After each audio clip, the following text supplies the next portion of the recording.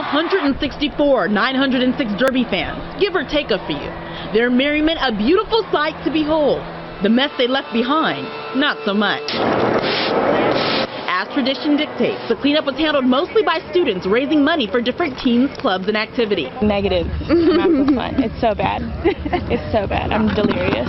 But it's worth it in the end, they tell us.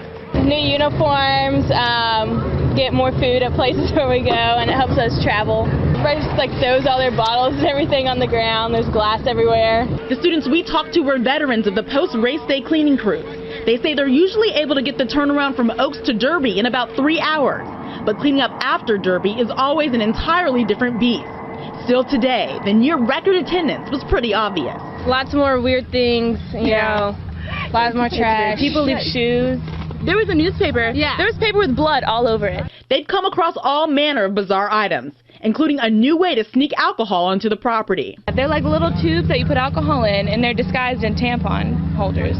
Looking at the sea of race goers littered about, we got to thinking about the items they didn't mean to leave behind, and went in search of the Churchill Downs lost and found. This is a very lengthy. Pages and pages cataloging lost items, drawers filled with belongings tagged and bagged to be returned if the owner can be tracked down. Most are the usual. Car keys, sunglasses, lots of phones.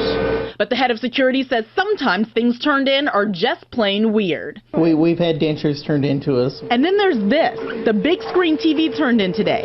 No one has any idea where it came from. But King says it's not unusual for high-end items like purses and wallets full of cash and expensive jewelry and electronics to be turned in. It really does restore your faith in people, because that's how they found it and that's how they brought it in. So that's how we try to get it back to the rightful owners. And as cleanup continues, they expect to soon be working overtime.